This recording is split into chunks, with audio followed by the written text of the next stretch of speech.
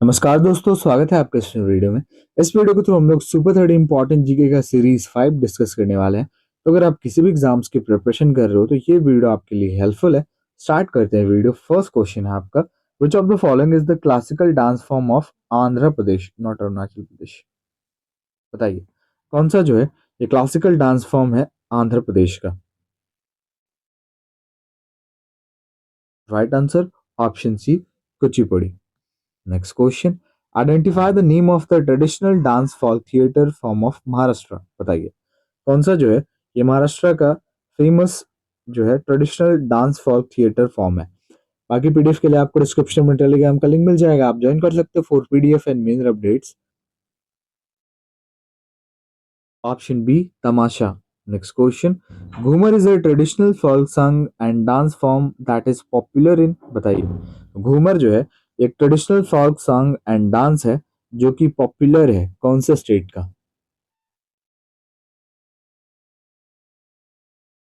Option B, Rajasthan.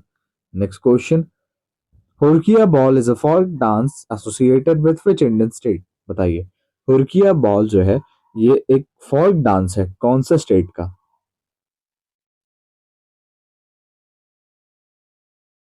Right answer option ए, ये आपका जो है उत्तराखंड स्टेट का फोक डांस है। अगला question, which of the following mountain ranges is spread over only one state in India. निम्नलिखित में से कौन सा जो है माउंटेन रेंज केवल एक ही स्टेट में फैला हुआ है, स्प्रेड है।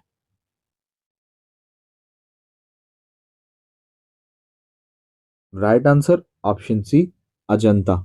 ओके, चलिए अगला क्वेश्चन आपका, Mahadev mountains are part of. बताइए महादेव माउंटेन्स जो है ये किसका पार्ट है। ये पार्ट है सतपुरा का। Next question, the port city of Indus valley civilization was. बताइए इंडस वैली सिविलाइजेशन का पोर्ट सिटी कौन सा है, बंदरगाह शहर। Option A, Lothal. Next question, which one of the following pair of the states has equal seats in Lok Sabha. बताइए निम्नलिखित में से कौन से पेयर ऑफ स्टेट्स के जो है इक्वल सीट्स हैं लोकसभा में। तो बताइए, मैं आपको 42, ये दोनों स्टेट्स के 42 सीट्स हैं, Andhra Pradesh and west Bengal. These two states have common, मतलब कॉमन ये है इन दोनों स्टेट्स में कि ये दोनों स्टेट्स के पास 42 लोकसभा सीट्स हैं। ऑप्शन डी आपका करेक्ट हो जाएगा, है ना। चलिए इस तरीके से आपको लोकसभा के जितने भी स्टेट्स में सीट्स हैं कितने किसके स्टेट्स के याद रखने पड़ेंगे। The first general election of Lok Sabha was held in. बताइए लोकसभा का पहला जनरल इलेक्शन कब हुआ। 1952। Next question, who is the leader of Lok Sabha. Lok Sabha का लीडर कौन होते हैं।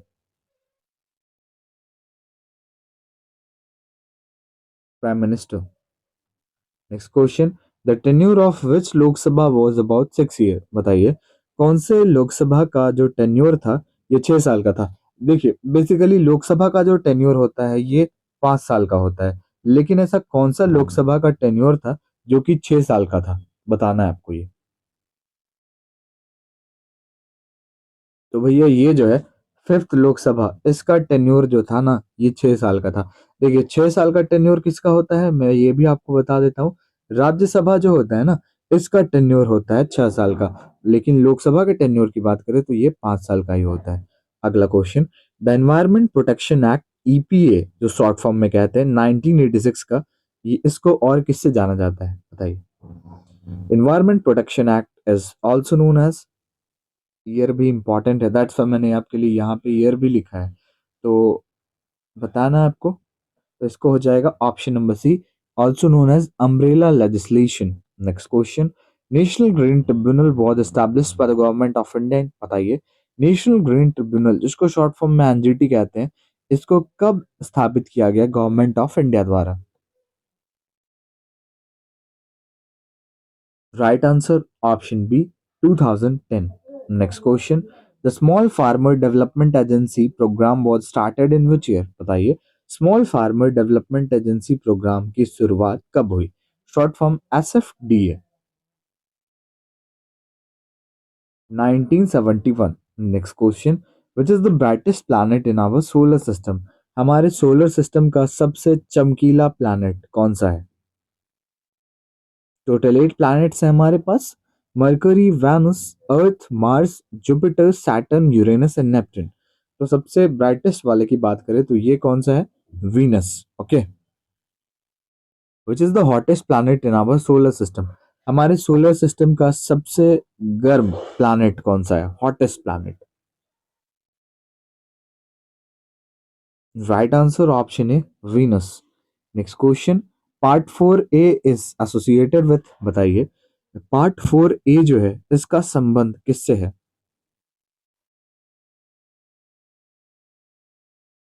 देखिए, बात करें पार्ट 4 ए की ना, तो ये आपका संबंधित है फंडामेंटल ड्यूटीज से। ठीक है, फंडामेंटल ड्यूटीज से आपका ये संबंधित है पार्ट 4 ए।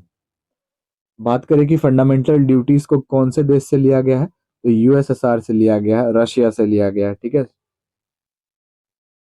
चलिए अगला question, in which year were the 73rd and 74th amendment pass by the parliament? बताइए 73rd and 74th amendment act जो है ये कब पास किया गया पार्लियामेंट द्वारा? राइट आंसर ऑप्शन बी, 1992 में। Next question, elections of panchayati raj institution are conducted by the, बताइए इलेक्शंस जो होते हैं मेनली पंचायती राज इंस्टीट्यूशन के, ये किसके द्वारा कंडक्ट किए जाते हैं?